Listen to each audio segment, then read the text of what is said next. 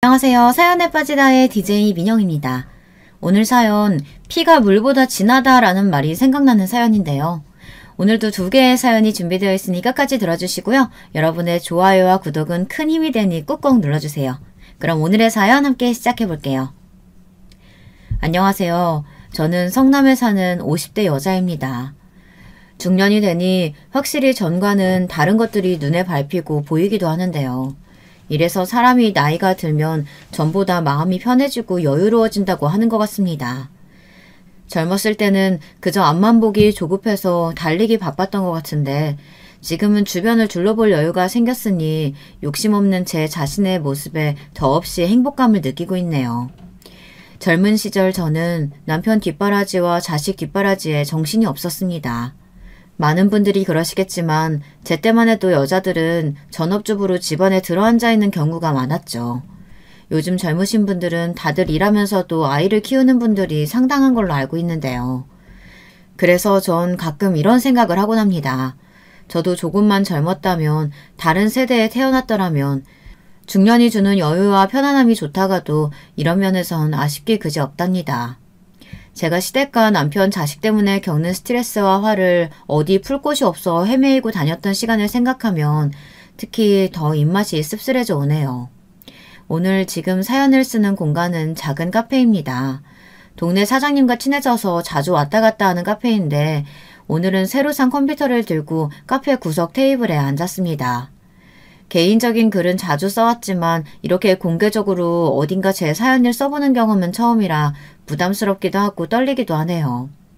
어딘가에 제 사연이 소개된다면 듣는 분들은 어떤 반응을 보이실까 궁금하기도 합니다. 분명 제 사연을 듣고 같이 속상해 주실 분도 공감하실 분도 많으리라 생각합니다. 또 어떤 분은 저를 답답이라고 생각하실 수도 있겠고요. 모든 비판은 겸허히 받아들이겠습니다. 다만 사람의 마음 모양이 어느 면은 비슷하게 생겼듯 저도 상처받는 경험보단 위로와 격려를 얻을 수 있었으면 합니다. 부디 많은 분들이 들어주시고 여러분들의 소중한 경험들과 비교하여 제 작은 이야기를 끝까지 들어주세요. 그럼 한번 제 이야기를 나눠볼게요.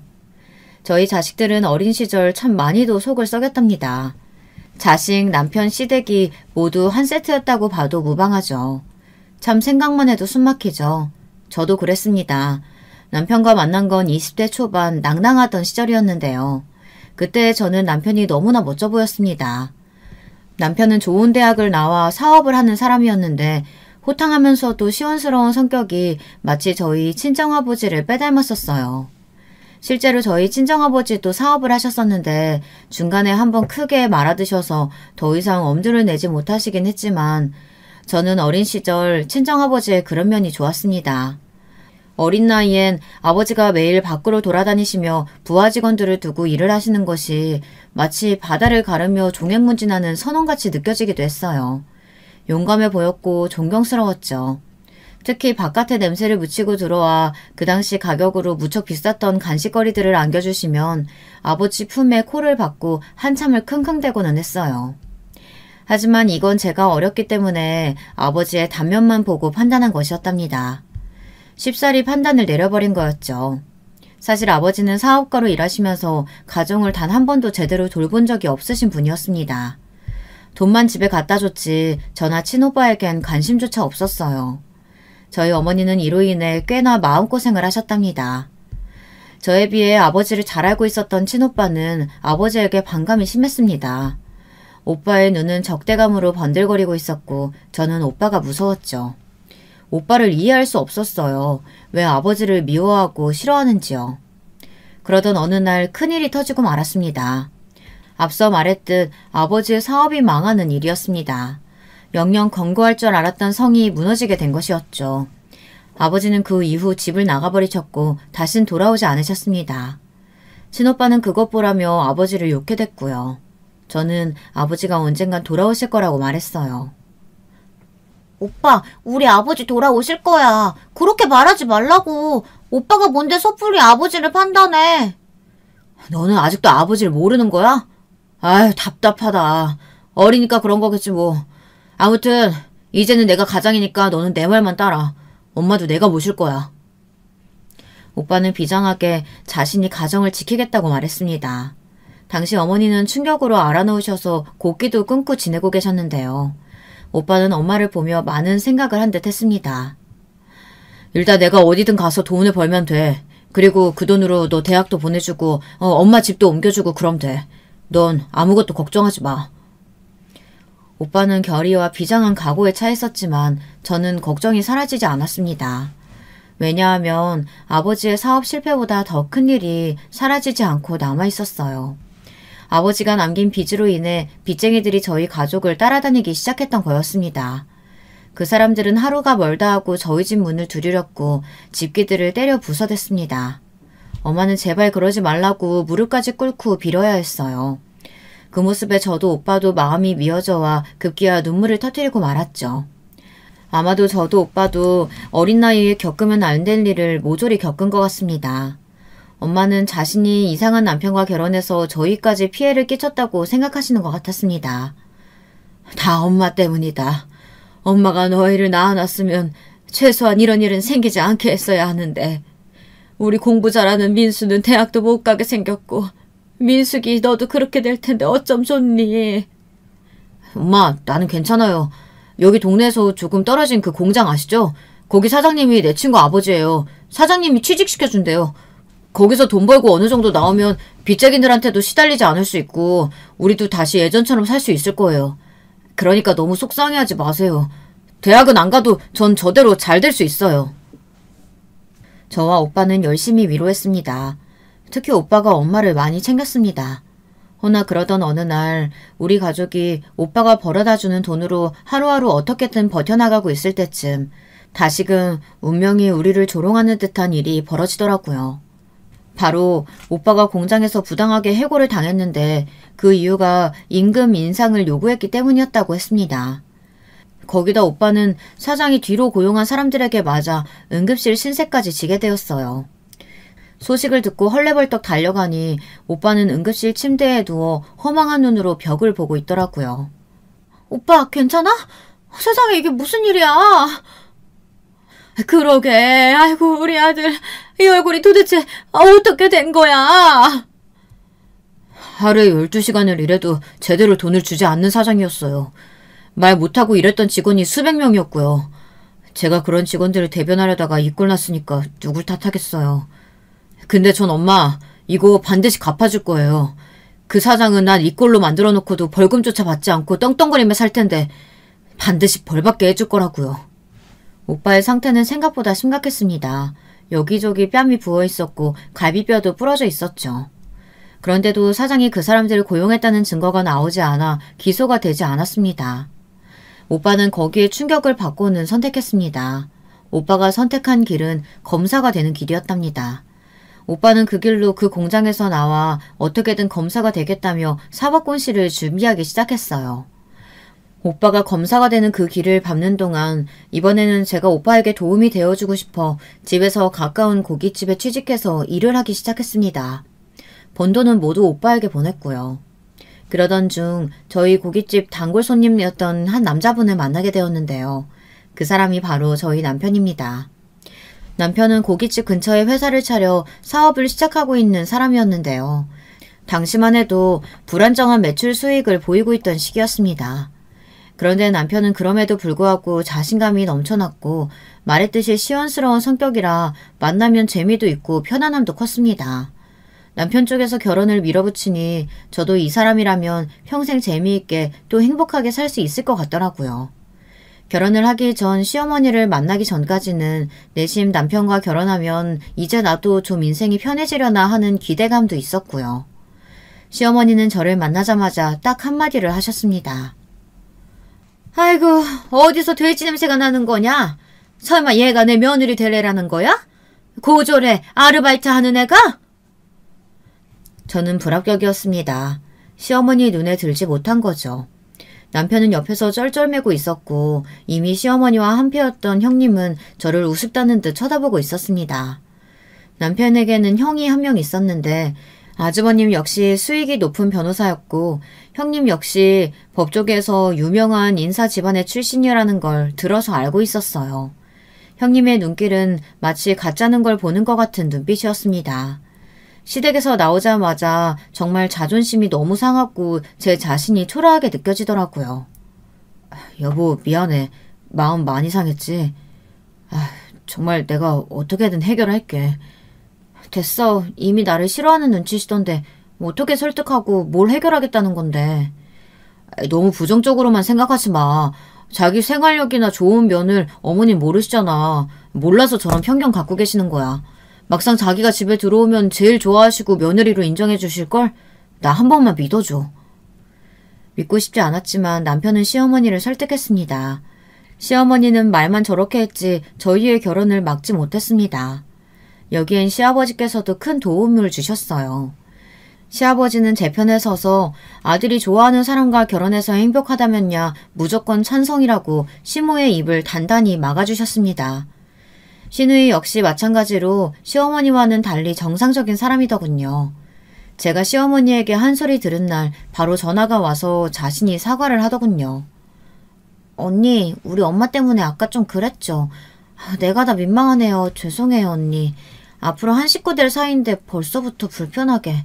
엄마가 왜 그랬는지 모르겠어요. 언니 마음 풀릴지 모르겠지만 그래도 내가 대신 사과는 하고 싶었어요. 아가씨는 저에게 따뜻한 말로 미안하다는 사과를 전했습니다. 아마 이 두 사람이 없었다면 전 시댁에 들어갈 엄두도 내지 못했을 거예요. 시댁에 그래도 남편을 포함한 3명은 내 편이라 생각하니 용기를 가지고 결혼을 할 수 있었던 거죠. 근데 며느리가 되고 난 후 맞이한 첫 명절, 그 설날을 아직 잊지 못합니다. 이유는 아시겠지만 너무 끔찍했기 때문이죠. 오늘 제가 사연을 쓴 이유도 설날에 일어난 사건이기에 머릿속에서 더 겹쳐지는데요. 제가 결혼하고 맞이한 첫 설날, 시어머니는 만두를 직접 빚어야 한다며 저를 불러서는 하루 종일 만두피를 만들고 속을 채우게 시켰어요. 떡국부터 시작해 이것저것 준비하는데 일이 끝날 기미가 보이지 않을 정도로 할 일이 많았습니다. 시누이가 일찍 오는 바람에 그나마 다행이었죠. 저는 시누이가 반가워서 만두를 빚으며 이런저런 이야기를 하게 됐습니다. 그냥 여자들끼리 나눌 수 있는 소소한 대화였어요. 근데 저와 시누이의 대화 소리가 거슬렸는지 갑자기 부엌에서 버럭 시어머니의 호통 소리가 들려오는 겁니다. 얘, 너 음식하면서 침 다 튀면 어쩌려고 입을 그렇게 놀려대는 거야? 어? 그건 네 시아버지랑 내 입에 들어갈 것들이야. 여자가 조심스럽게 행동하지는 못할 망정? 아휴, 어디 시댁 가서 놀궁리나 하고 앉아있어? 엄마, 그게 아니고 우리 일하면서 말한 거예요. 왜 그래요? 괜히 며느리 기 잡으려고 그러시는 거죠. 그런 거 하지 말라니까. 너는 조용히 하고 있어. 저는 당시엔 아무것도 모르는 며느리였기에 시어머니가 화를 내면 죄송하다고 말해야 하는 줄 알았어요. 그래서 다음부턴 조용히 입을 다물고 만두를 빚고 있었죠. 시누이도 제 얼굴 표정을 보고 마음이 안 좋아졌는지 옆에서 한숨을 푹푹 쉬더군요. 그런데 일은 그 다음에 일어났습니다. 떡국을 다 먹은 후 점심쯤 되어 세배를 드리려고 기다리고 있는데 갑자기 형님이 저에게 다가와서 이러더군요. 동서, 어머니한테 드릴 돈 준비했지? 네? 돈이요? 그럼 만두 속재료랑 재료 다 어머님이 직접 사신 건데 음식값 준비 안 했어? 그거요? 아무래도 말씀드리려 했는데 시아버지께서 명절날 용돈 같은 거 주실 필요 없다고 하셔서 크게는 준비 안 했어요. 간단히 5만 원 정도만 봉투에 넣었어요. 저희 시아버지는 인정이 참 많으신 분입니다. 행동에 대한 예측도 상당히 잘하시고요. 직업이 사람의 심리를 연구하는 박사님이라 그러신 건지 아버님은 저희 부부가 어떻게든 용돈을 드릴 걸 알고 있었나 봐요. 그래서 절대 주지 말라고 며칠 전부터 연락이 오셨더라고요. 시어머니도 그렇게 알고 있다고요. 근데 여기서 형님의 반응이 무척이나 이상했습니다. 동서도 참 큰일이다. 어떻게 그걸 고지고대로 받아들여. 동서 사회생활 안 해봤다 했나? 그래서 그런가 영 분위기 읽는 눈이 없네. 눈치도 없고. 이래서 며느리는 사회생활 해본 사람으로 들여야 한다고 했던 건데 앞으로 우리 집안에서 생활하려면 눈치도 빠르고 행동도 빠릿빠릿해야 할 거야. 이건 내가 손윗 사람으로서 하는 충고니까 잘 새겨들어. 어머님 용돈 준비 안 한 거 알면 분명 노하실 거라고. 네? 그게 무슨 말씀이세요? 형님은 두고 보라는 표정으로 피식 웃더군요. 세배를 하고 난 후에도 딱히 용돈을 드리진 않았지만 시어머니와 시아버지는 아무 말씀 없으셨습니다. 형님이 딱 봉투를 꺼내 애교를 부리며 시어머니께 건네드리기 전까지는요. 형님은 자그마치 100만 원을 넣었다고 말하더군요. 시어머님 100만 원이란 숫자에 얼굴이 환해지셨습니다. 아이고 고마워라. 100만 원씩이나? 못하러. 니들 살기도 퍽퍽할 텐데 말이야. 고맙다 고마워. 우리 큰아가는 우리 집안 행사라면 이렇게 늘 마음을 써주는구나. 시아버지는 형님에게 굳이 줄 필요 없다고 돌려주시려고 하는 기색이었지만 시어머니가 그것을 이미 가로채 품 안에 넣었기에 그럴 타이밍도 놓쳐버리신 듯 했습니다. 시어머니는 계속해서 형님 칭찬을 늘어놓으며 큰며느리가 기둥 역할이 돼서 든든하다는 말을 반복했어요. 그것도 저를 보면서 말이죠. 마치 저에게 말하는 듯 계속 형님을 칭찬하시는데 솔직히 불편했습니다. 괜히 제가 돈이 아까워서 돈을 안 준 며느리가 된 듯한 느낌이었죠. 엄마, 우리도 준비하려고 했어요. 아버지가 절대 준비하지 말라고 하는 바람에 어쩔 수 없이 못 드린 거지. 어머 서방님, 원래 이런 건 눈치껏 드리는 거예요. 형님은 남편의 말까지 깔아뭉개며 자신만만하게 웃었습니다.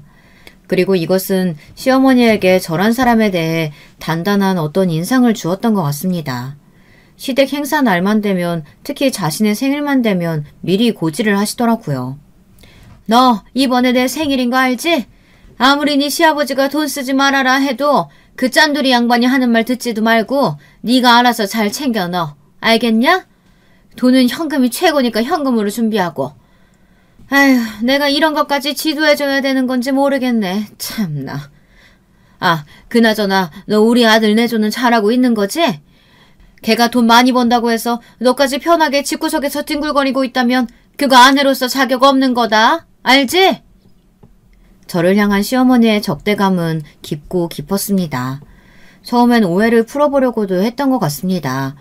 저도 좋은 며느리가 되고 싶고 잘 모시고 싶고 남편 내조도 잘하고 있다는 인상을 드리고 싶었죠. 그래서 사소한 거라도 제가 챙기려고 했고 명절날도 일부러 일찍 가서 시어머니를 돕고는 했어요. 근데 그게 문제가 아니더군요. 이미 저란 사람 자체가 시어머니에겐 자격 미달이었습니다. 겪고 또 겪어보니 그런 판단이 내려지더군요. 어느 날은 형님과 비교되지 않기 위해 시어머니의 생신날 말씀하신 대로 현금을 듬뿍 넣어 준비해 갔더니 제게 이러는 겁니다. 너 내가 말한 대로 아주 그대로 했네. 얘, 어떻게 이렇게 돈만 달랑 들고 왔어? 하다못해 쪽지라도 하나 써와야지. 네 형님 좀 봐라. 좀 보고 배워. 얘는 일하면서도 틈틈이 시간 내서 나한테 편지까지 쓰지 않니? 사람이 그런 정성이 있어야지. 선물이라고 주면 끝인 줄 알아?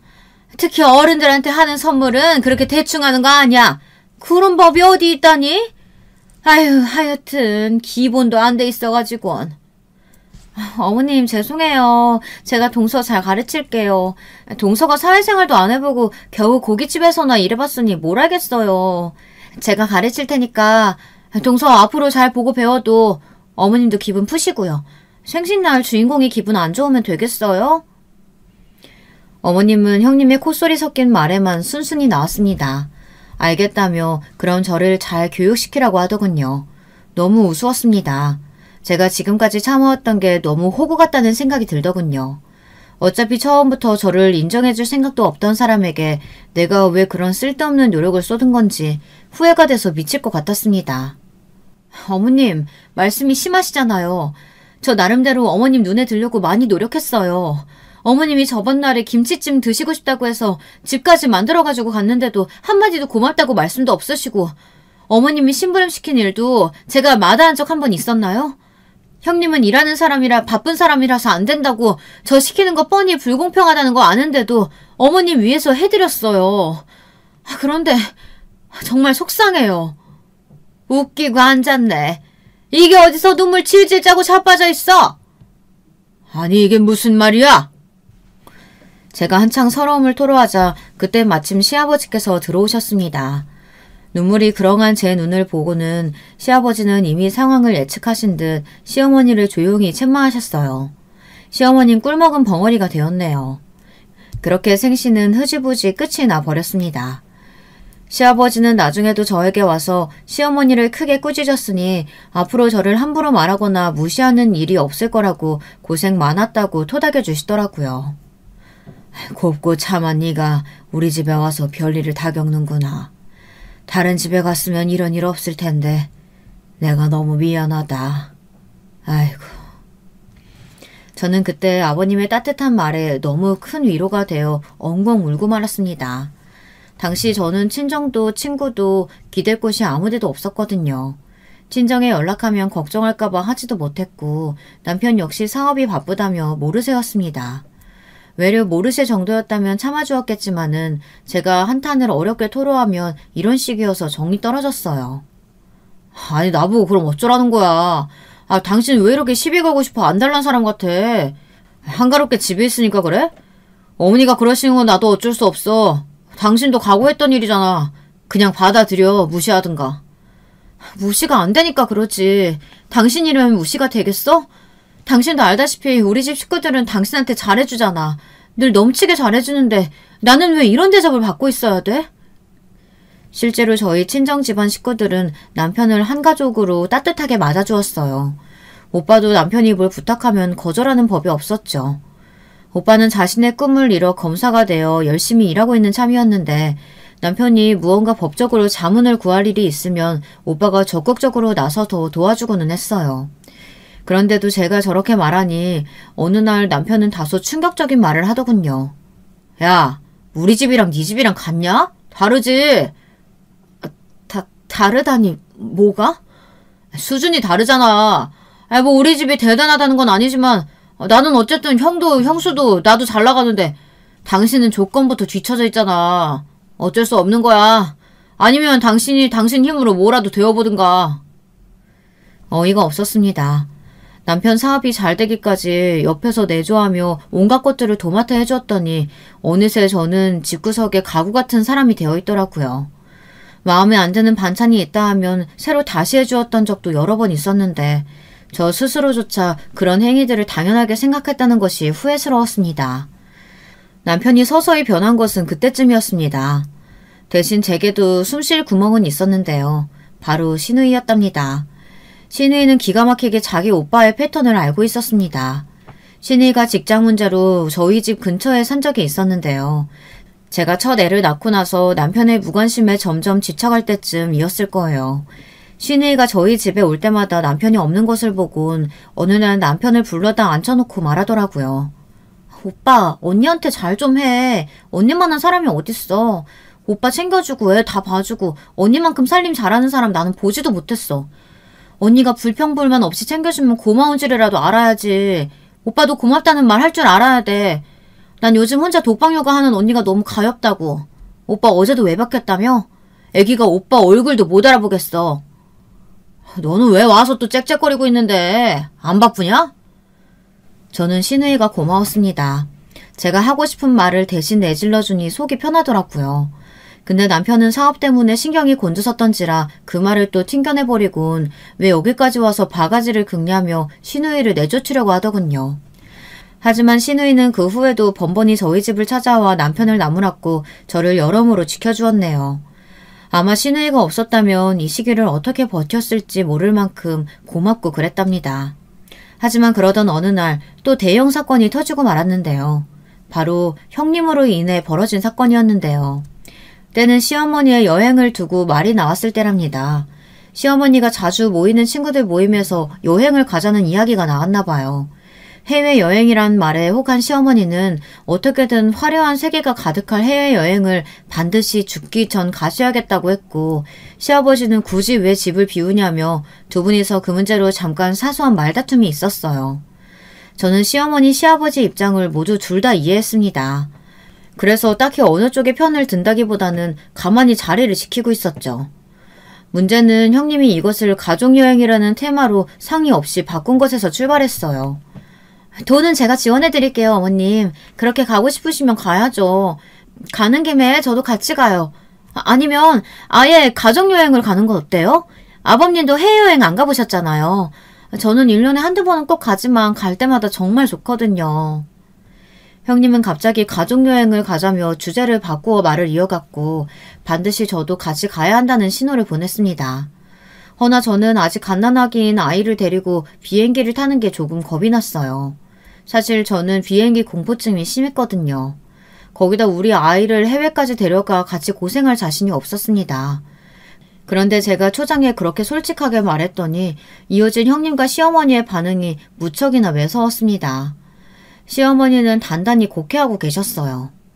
아니 너 지금 장난하냐?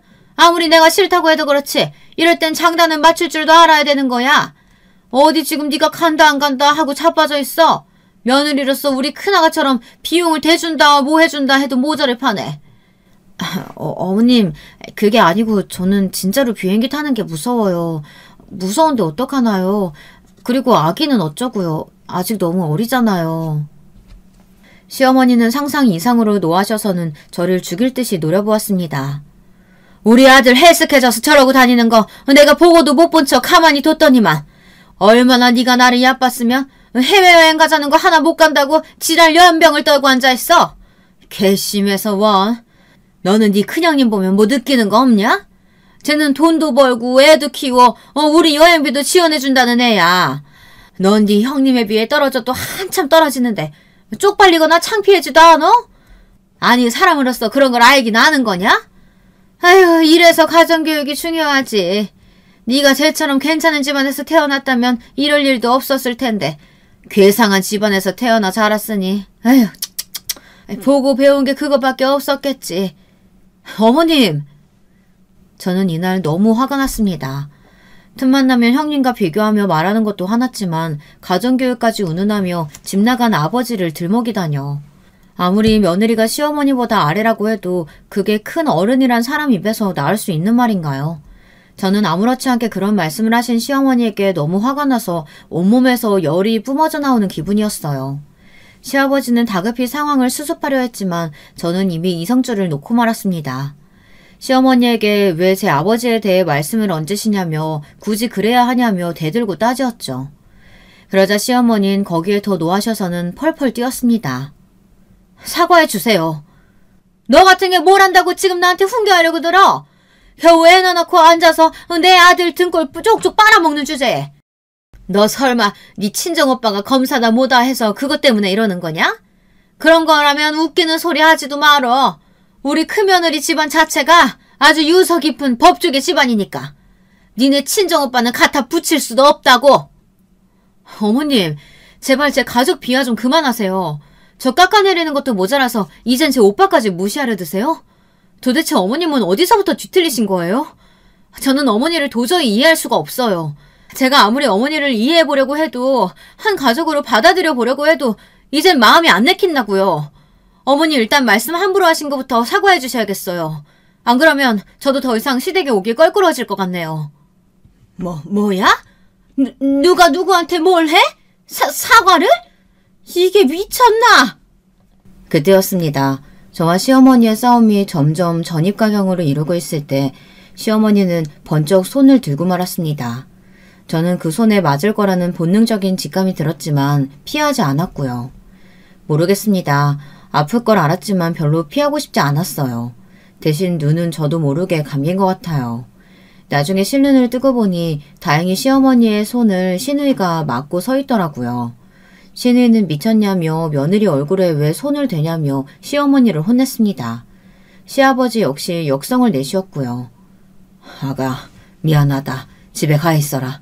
여긴 내가 알아서 하마. 시아버지는 저희를 먼저 보내야겠다며 시어머니를 데리고 방으로 직접 들어가셨고 시누이가 저를 집까지 바래다 주었습니다.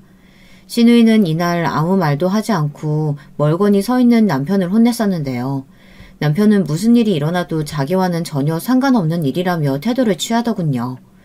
오히려 별것도 아닌 일을 왜 크게 만들었냐며 저보고 뭐라고 하더군요. 저는 아주 여기에 질려버렸습니다. 갓난아기를 데리고 도망치듯 친정으로 가버렸고 그 이후 한참간은 남편과 별거 한 채로 지냈습니다. 친정에선 제가 무슨 일이 생긴지 눈치채었지만 제가 말해주기 전까진 일부러 묻지 않았어요. 엄마는 그저 삼시세끼 제 밥을 챙겨주시고 우리 아이를 돌봐주시고 저에게 든든한 버팀목이 되어주셨죠. 제가 다시 집으로 들어가게 된 건 친정에 발을 들이고 오빠가 우리 집을 찾아왔을 때였습니다. 오빠가 어느 날 친정에 있는 저를 발견하고는 놀라서 묻더군요. 너 왜 여기 있는 거야? 설마 남편이 속 썩여? 제가 아무 말 하지 않자 오빠는 안 되겠다며 곧바로 저를 데리고 남편이 있는 회사 앞으로 찾아갔어요. 거기서 남편은 오빠를 보자마자 움찔 떨었습니다. 오빠가 한번 화가 나면 정말 무서운 사람이라 그 기세가 장난이 아니거든요. 본능적으로 그것을 알았는지 남편은 오빠에게 끌려가 한참이나 훈계를 들으면서도 아무 말을 하지 못했습니다. 내가 내 동생 눈에서 눈물 나게 하지 말라고 그렇게 부탁했는데 어떻게 이럴 수가 있는가? 내가 자네를 얼마나 믿었는지 자네가 알 거 아니야. 우리 민숙이 착한 애야. 우리 집에서 워낙에 험한 일을 겪어서 시집가면 그저 잘 사는 줄만 알고 그렇게 보낸 아이라고. 도대체 남편으로서 뭐하고 다니는 거야? 애가 자기 시댁에서 당하고 살고 있으면 든든한 반팽마개가 되어줘야지. 뭐하고 있었는 거냔 말이야. 그 순간 오빠는 제게 친정아버지와 진배 없었습니다. 저는 오빠의 말에 괜히 눈시울이 시큰거려 아이를 꼭 껴안고 눈물을 참아내느라 애썼습니다. 남편은 한마디도 못하고 듣고 서 있었고요. 그것도 공손히 두 손을 모으고요. 오빠는 앞으로 한 번이라도 이런 일이 있었다간 바로 이혼이라며 단단히 못을 박았습니다. 그 후 남편은 저에게 조금 나아진 모습을 보였어요. 완전히 달라진 건 절대 아니었고요. 애 키우는 동안 조금씩 도와주는 척이라도 하고 관심을 보이는 정도로요. 애가 정말 이대로 아빠 이름을 까먹는 건 아닌가 걱정했는데 다행히 아이도 아빠를 좋아하니 남편 역시 자신이 아버지가 되었다는 생각에 점점 변화하는 모습을 보였습니다. 남편이 원래 아이를 싫어하는 사람은 아니었기에 그런 변화가 가능했던 것 같습니다. 사업적으로 욕심은 많았지만 커가며 자기를 아빠라고 부르고 따르는 자기 자식이 생기니 점점 마음이 집으로 돌아오고 있었죠. 저는 남편의 변화가 무척이나 반가웠고요. 이대로 조금만 더 이 행복이 유지되었으면 좋겠다 생각도 했어요. 남편이 가끔씩 주말에 저와 아이와 함께 놀이공원으로 나들이 가는 날이 있었는데 그날이 아직도 기억에 남을 만큼 정말 행복했거든요. 여보, 앞으로 지금만 같았으면 좋겠어. 나 시댁 너무 힘들어. 당신도 알다시피 당신 어머니 우리 형님 다 만만치 않은 사람들이잖아. 나 시누이랑 시아버지 덕분에 겨우 버티고 서 있는 거야. 당신이 조금만 내 편이 되어주었으면 좋겠어. 알겠어. 나도 지금까지 무심했던 거 인정해. 나도 사업 때문에 스트레스 받고 그러다 보니까 자꾸 소홀해졌나 봐. 그리고 사실 말 안 했지만 나는 형한테 콤플렉스가 있거든. 형이 워낙에 잘 나가는 사람이다 보니 형보다 더 성공하고 싶다는 욕심이 있었어. 그래서 어머니가 자기 무시하는 말이 기분 나쁘고 듣기 괴로울수록 더 일에 매진해서 어떻게든 성공하려고 노력했던 것 같아. 이해해주라. 남편은 콤플렉스가 있었다며 자신을 이해해달라고 하더군요. 어렸을 적 자신보다 뭐든 더 잘하는 형을 보며 늘 그런 콤플렉스가 있었다고요. 믿어야 할지 안 믿어야 할지 완전히 신뢰는 가지 않았지만 적어도 그때의 저는 남편이 짠하고 남편을 용서해야겠다는 생각을 했습니다. 아마도 이게 지금 생각해보면 착한 며느리 증후군처럼 제가 누군가를 용서하고 이해해주고 배려해줘야 한다는 강박에 휘둘려 있었던 것 같아요. 그럴 필요가 전혀 없었는데도 불구하고요. 그 후 남편이 어떻게 되었냐고요? 인생 선배님들은 예상하셨겠지만 역시나 효과는 오래가지 않았습니다. 저희 자식놈이 딱 사춘기쯤부터 말썽을 부리기 시작했는데 그건 오롯이 남편 때문이었습니다. 남편이 저를 집에 있는 여자라 무시하고 바깥 여자를 만나고 돌아다녔거든요. 바깥 여자들은 모두 남편과 같이 일하는 여자 아니면 어엿한 직업과 돈을 가지고 있는 여자들이었습니다. 그게 저로 하여금 자존심을 더 상하게 만들기도 했습니다. 또 아무리 다른 여자들이 끌린다 해도 애 있는 유부남이 여자를 만나고 돌아다닌다는 게 말이 되나요? 어쩌다 저에게 바람이 걸려도 자기는 절대 맹세코 그런 적 없다며 발을 빼도 모자를 파내 뻔뻔스레 나오는 것도 징글징글했습니다. 당신이 몰라서 그러는 건데 원래 사업하는 남자들 다 그래. 사람 만나는 게 일인데 어떻게 여자를 안 만나고 다니냐? 내가 그 여자랑 뭘 하겠다는 게 아니야. 그냥 하룻밤이라고 하룻밤 내가 데리고 논 거야. 당신은 그런 여자들한테 신경 쓸 필요 없어. 어차피 내 와이프는 당신이고 애들 엄마도 당신이잖아. 난 이혼 생각도 없고. 그럼 된 거지, 안 그래? 당신은 그냥 지금처럼 편하게 살아. 내가 주는 돈으로 애들만 잘 키워주고. 장난해? 지금 그 변명이 통할 거라고 생각해? 그렇게 생각하고 짓거리는 거야? 아무리 그렇다고 해도 어떻게 애들 앞에서 바람을 들키길. 애들이 날 뭐라고 생각하겠어. 우리 애들이 받을 상처는 또 어떻고. 당신은 바람피는 아버지로 남고 싶어? 애들이 당신을 그렇게 생각했으면 좋겠냐고. 아이, 또 왜 이렇게 극단적이실까? 여보, 오버하지 마. 사업하는 남자들 다 이런다니까? 당신이 몰라서 그래. 당신도 사업하면 아마 나처럼 살게 될걸? 그냥 좋게 넘어가자, 좋게, 어? 내가 앞으로 허튼 짓 안 할 테니까. 그럼 됐지? 저는 그 당시 남편이 아니라도 여러 문제로 마음이 힘들었습니다. 자식놈들 중에 한 놈은 학교에서 누군가를 패고 다녀 여러 번 제가 무릎을 꿇어야 하는 상황이 있었고, 나머지 한 놈은 외려 맞고 다녀 마음을 아프게 했죠. 어느 쪽으로도 행복하지 않았습니다. 인생이 너무 불행하고 왜 나한테만 이런 운명이 주어진 걸까 싶었죠. 그런데 어느 순간 남편에 대해선 포기를 하게 되더라고요. 여러분도 이런 감정을 아실까요? 남편과 싸우는 것도 어느 순간부턴 지긋지긋해지니 그냥 저 양반이 어떻게 살든 내 할 바 아니고 나는 그저 내 자식들 문제만 신경 쓰고 살아야겠다. 그렇게 마음이 고쳐졌어요. 그리고 그 이후엔 저희 둘째 애가 왕따를 크게 당해서 세상을 등지는 선택을 하려고 했던 사건이 있었습니다. 둘째 아이가 어느 날 메모를 남겨놓고 집 밖을 나갔는데 그건 유서였습니다. 엄마 미안해. 키워줘서 고맙고 이런 비겁한 선택을 해서 미안해. 라고 적혀있더라고요. 그 유서를 보자마자 허겁지겁 달려나갔는데 둘째를 찾을 수가 없었습니다. 결국 실종신고까지 해야 했죠. 나중에 어렵게 둘째를 경찰서에서 만나게 되었을 때 얼마나 통곡을 했는지 모릅니다.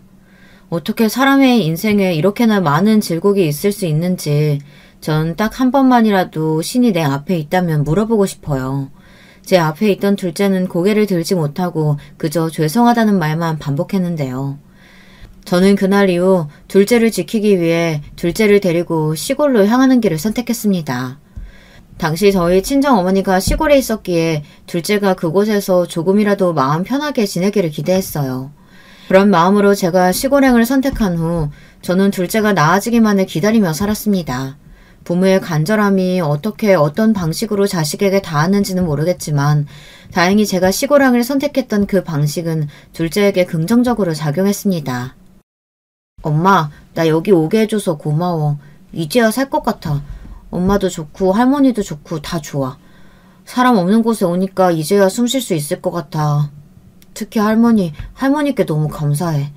할머니가 밤마다 내 손을 잡아주셨는데 덕분에 편안했어. 둘째의 말은 무척이나 짠했지만 저는 마음 한켠으로 다행이라고 생각하고 있었어요.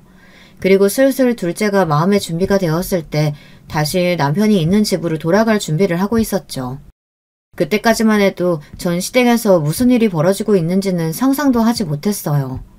제가 둘째를 데리고 남편 집으로 향했을 때는 이미 제 예상 범위를 벗어난 일들이 벌어지고 있더라고요. 일단 남편이 다른 여자와 함께 하하호호 하고 있는 건 물론이고 시어머니가 그 옆에서 그 여자를 이미 며느리로 취급하고 있는 대화가 오가는 중이었죠. 중간중간 남편과 전화할 때 이상한 여자 목소리가 들려 느낌이 조금 쎄하긴 했지만 설마 여기에 시어머니까지 연루되어 있는지는 몰랐죠. 시어머니는 저를 보자마자 왔니? 아유 참 거지 같은 타이밍에 왔네. 다른 말할 건 없고 우리 애가 새 여자 들었다고 한다. 니들도 안 맞은 지 오래됐지? 애들도 컸겠다. 슬슬 갈라설 때 됐으니까 얼른 정리해라. 라고 하더군요. 어이가 없어 시어머니 뺨을 칠 뻔했습니다. 그러다 옆에 제 둘째 아들이 있다는 걸 알고는 조용히 손을 내렸어요. 남편도 옆에서 일단 이혼 절차가 정리될 때까지는 따로 살자고 하더라고요. 네, 그럴 때가 된 것 같네요. 남편 같지 않은 남편놈이랑 사는 것도 징글징글하고 어머니 얼굴 보는 것도 역겨운데 아주 잘 됐네요. 저는 이 한마디를 지르고 자식들을 데리고 나와버렸습니다.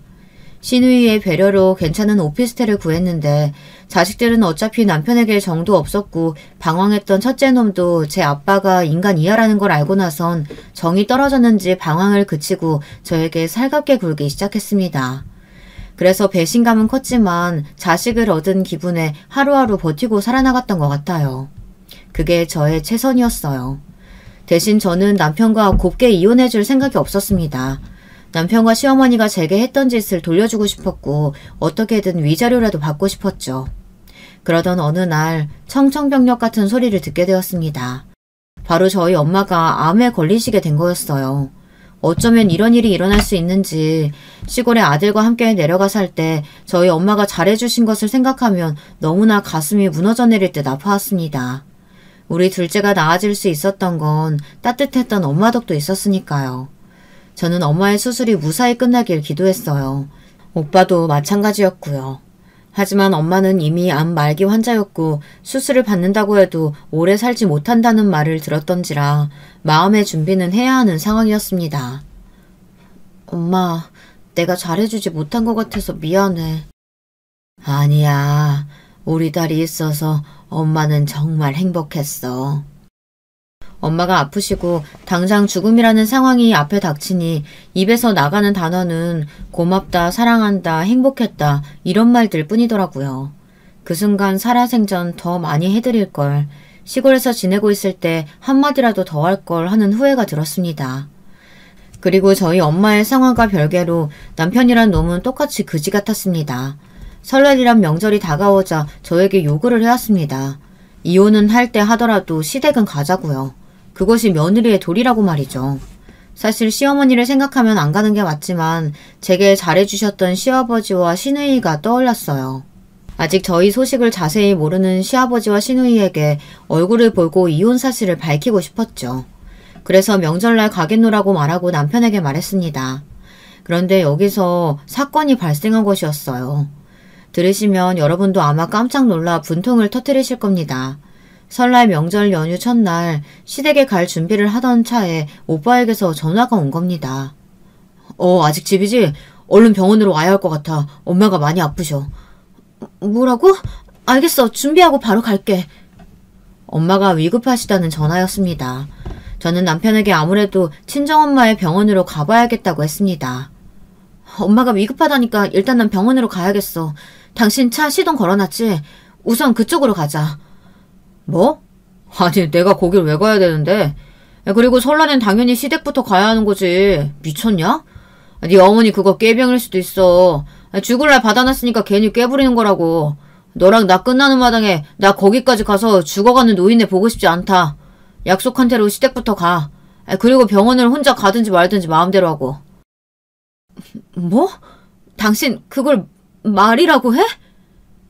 저는 그 순간 너무 황당해 부들부들 손이 떨렸습니다. 그 사이 오빠에게선 계속 전화가 오고 있었고요. 남편은 제 손을 덥석 붙잡더니 강제로 저를 차에 태우더군요. 자식들도 자기 아버지 성질머리는 못 말린다는 걸 알아서 안절부절하는 표정으로 절 쳐다보고 있었고요. 시댁에 도착할 때까지도 저는 표정이 잔뜩 어두워져 있었습니다. 그럴 수밖에요. 친정엄마가 어찌 될지 모르는 상황인데 시댁으로 향하는 차 안에 있다니 불안해서 견딜 수가 없었어요. 저는 시댁에 도착했을 때 튕겨져 나가듯 차에서 나와 남편에게 말했습니다. 나 못 들어가. 안 간다고. 우리 엄마가 지금 어떻게 될지도 모르는데 시댁부터 가야 한다고? 내가 미쳤니? 내가 만만해? 나는 병원으로 갈 테니까 당신 혼자 가. 야, 너 죽고 싶어? 남편 입에서 험한 소리가 나왔고 저는 질세라 외쳐대며 어떻게든 가겠다고 빡빡 우겼습니다. 그렇게 큰 소리가 오가던 찰나 마침 쓰레기를 버리러 나온 시어머니와 마주쳤고요. 시어머니가 무슨 소리를 할지 뻔했기에 저는 바로 택시부터 잡으러 달려갔어요. 그리고 그때 전화가 걸려온 거죠. 저희 어머니께서 사랑하는 엄마가 세상을 등졌다는 연락을 받았습니다. 오빠는 눈물 어린 목소리로 엄마가 저를 많이 보고 싶어 했다는 말을 하더라고요. 저는 그 말에 그만 풀썩 주저앉아 대성통곡을 하였습니다. 엄마의 마지막을 지키지 못했다고 생각하자 주체할 수 없이 감정이 터져나오며 눈물이 쉴 새 없이 흐르더라고요. 그러면서 저는 오빠에게 다 말하게 되었어요. 왜 제가 그곳을 가지 못했는지, 남편이 발목을 붙잡았다는 사실을 모두 말이죠. 오빠, 갈 수가 없었어. 가고 싶었는데 갈 수가 없었어. 엄마한테 미안해서 어떡해? 나 어떡하면 좋아? 오빠는 잠시간 말이 없었습니다. 저는 그 침묵에서 오빠가 단단히 화가 났다는 것을 알 수 있었습니다. 나중에 엄마의 장례를 치르고 오빠와 둘이 조용히 이야기를 나누었는데 오빠가 의미심장한 말을 하더군요. 나는 절대 용서할 수 없다. 네가 지금까지 시댁에서 무슨 대우를 받아왔는지 알게 된 이상 그 자식 완전히 망가뜨릴 거야. 그 별 볼 일 없는 집안도. 저는 정신이 없어 흘려들었지만 오빠는 그 말을 실행에 옮겼습니다. 검사란 직업을 이용해 남편이 저질렀던 모든 부정부패들을 조사한 것이죠. 오빠는 남편의 회사에서 이루어지고 있는 탈세와 더불어 회사 내 일어나고 있는 모든 문제들을 조사했습니다. 남편은 오빠가 조사를 하고 있는 줄도 모르고 상간녀와 살림을 합칠 생각에 희희낙낙하고 있었고요. 상간녀는 남편의 회사에 문제가 많은지도 모르고 결혼식을 준비하며 저에게 얼른 이혼해달라는 문자를 보내었는데요. 저는 그저 웃으며 결혼을 축복한다고 말해주었답니다. 이혼 소송 중이니 기다리세요. 결혼은 축복드릴게요. 그놈이랑 한번 잘 살아보세요. 결혼 생활 내내 행복할 거예요. 그러다 나중에 남편은 구속이 되고 난 후에야 저에게 그러더군요. 너 어떻게 나한테 이럴 수 있냐? 아니 네 오빠 시켜서 나 망하게 하면 네가 웃는 게 뭔데? 너 애들 엄마야. 애들이 이런 걸 보면 퍽이나 좋아하겠다. 당장 네 오빠한테 말해서 취소해달라고 해. 빌라고. 우리 애들은 이미 다 알고 있어. 오히려 당신이 구속되길 원하고 있다고. 하기야 애들한테 관심이 없었으니 어떻게 애들 마음을 알겠니. 나한테 지금까지 한 짓들은 용서할 수 있어도 우리 엄마 마지막 못 보게 한 것만큼은 절대 용서 못해. 감옥에서 뼈저리게 반성하면서 살아봐. 감옥? 누가 감옥에 가? 그렇게 처절히 말하던 남편은 결국 지금 감옥에 갔습니다. 2년이라는 무거운 형벌을 받고 말이죠. 참혹한 대가를 받은 두 사람을 바라보며 저와 아이들은 흐뭇하게 웃었네요. 물론 남편이 망하며 시어머니도 그간 남편 돈으로 사치했던 것이 딱 끊겼기에 땅을 치고 후회했답니다. 더불어 오빠가 형님이란 그 못된 인간의 실상도 탈탈 털었기에 어머니는 더 기댈 곳이 없었죠. 그 점에서 전 너무나 통쾌한 결말을 얻었다고 생각해요. 얘야, 한 번만 다르게 생각해 줄 순 없겠니? 내 큰며느리까지 네 오빠가 지금 가만히 안 두고 있다고 하는데 그건 인지상정이 아니지 않겠어. 제발, 나 많이 반성하고 있다. 전혀 안 믿기는 말이네요. 어머님까지 감옥 가고 싶지 않으시면 조용히 입 다물고 계세요. 어느 날 무릎을 꿇으며 빌러온 시어머니의 말에 저렇게 당당히 응수해 주었던 것도 너무나 통쾌했고요. 지금은 아이들과 함께 다사다난한 인생을 벗어나 평온한 여유를 느끼고 있답니다. 전 남편 때문에 시어머니 때문에 힘들었던 것들의 보상이라도 받는 것처럼 아이들이 저를 행복하게 만들어주고 있네요. 안녕하세요. 오늘도 톡톡 사연을 찾아와 주신 여러분들 정말 감사합니다. 오늘은 바닷가 근처에 사시는 50대 후반의 사연자분께서 소중한 사연 보내주셨는데요. 기적 같은 얘기를 전해주신다고 합니다. 같이 한번 들어볼까요? 안녕하세요. 저는 바닷가에 위치한 지방 소도시에 살고 있는 50대 후반 여자입니다. 요즘같이 추운 날이면 예전에 있었던 일이 생각나 생각에 잠기곤 하네요. 힘들게 살았던 저에게 1년 전 특별한 기적이 찾아왔거든요. 그래서 요즘은 하루하루 따뜻하고 행복하게 지내고 있습니다. 창밖에 눈이 오는 걸 바라보면서 느긋하게 커피를 마시고 있다 보니 저에게 일어난 기적을 여러분께도 들려드리고 싶다는 생각이 들어서 사연을 보내봅니다. 처음으로 거슬러 올라가 보면 때는 30년 전이었습니다. 저는 남편과 결혼한 지 2년밖에 안 된 신혼이었고 아이는 없었습니다. 남편은 참 다정한 사람이었어요. 남편은 부모님이 일찍 돌아가셔서 저에겐 시댁이라고 할 곳도 없었습니다. 그저 남편 하나만 보고 결혼 생활을 시작했어요. 남편은 회사가 바빠서 집에 늦게 들어오는 날이 많았습니다. 전 집에서 간간히 소일거리를 하며 지냈는데 결혼하고도 매일 집에 혼자 있으니 쓸쓸하더라고요. 그래도 남편이 늦은 시간에도 퇴근하면서 제가 좋아하는 간식거리를 사올 때는 그 조그만 거 하나에 기분이 풀리곤 했습니다. 남편은 누구에게나 친절한 사람이었어요. 같이 길을 걸을 때도 동네 할머니, 할아버지에게 예의 바르게 인사를 하고 지나가던 꼬마아이에게도 웃으며 사탕을 건네는 그런 사람이었죠. 그런데 그런 남편이 저에게 그런 짓을 할 줄은 정말 몰랐습니다. 눈이 많이 오는 어느 추운 겨울날이었어요. 유난히 퇴근이 늦는 남편이 걱정돼서 현관만 바라보고 초조해하고 있었습니다. 밤 12시가 되도록 남편이 오지 않자 혹시나 눈길에 사고라도 난 건 아닐까 발만 동동 구르고 있었습니다. 손톱을 잘근잘근 씹으며 거실을 불안하게 왔다 갔다 하다가 혹시 오고 있는 게 보이진 않을까 싶어서 커튼을 열고 창밖을 내다보았습니다. 근데 집 앞에 남편 뒷모습이 서성이고 있는 게 보였어요. 담배도 피우지 않는 남편인데 눈이 이렇게나 많이 오는데도 집에 안 들어오고 밖에서 뭐 하는 건지 이상했습니다. 창문을 열고 남편을 부르자 화들짝 놀라더라고요. 그리고 그제서야 남편은 집에 들어왔습니다. 현관문을 열고 얼굴만 빼꼼 내밀어 눈치를 살피던 남편은 조심스레 집 안으로 들어오더라고요. 근데 남편의 점퍼 앞 살짝 열린 지퍼 사이로 무언가가 보였습니다. 남편이 지퍼를 내렸는데 글쎄 그 품 안에 새근새근 자고 있는 갓난쟁이 남자아기가 있는 거 아니겠어요? 추운 밖에서 남편과 함께 추위에 떨어서 그런지 그 뽀얀 볼이 빨갛게 홍조를 띠고 있더라고요. 전 이게 어찌된 약문인지 몰라 남편에게 물었습니다. 도대체 이 아기가 누구냐고요. 남편은 아기를 안은 채로 무릎을 꿇더니 눈물을 뚝뚝 흘리며 말했습니다. 여보, 미안해. 내가 정말 죽을 죄를 지었어.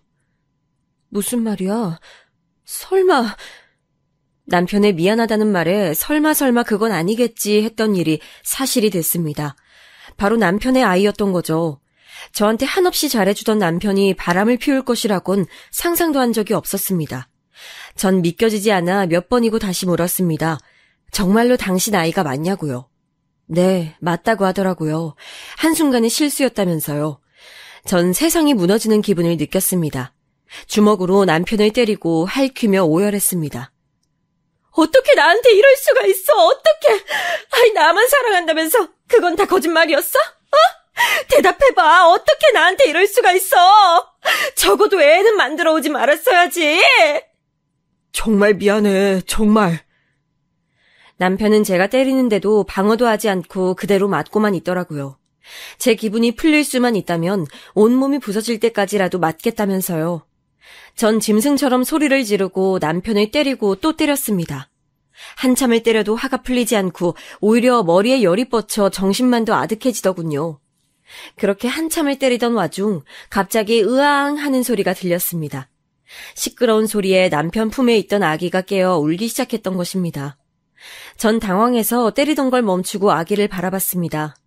이렇게 어린 아기는 처음 봤는데 이게 사람 아이가 맞나 싶을 정도로 조그맣더군요.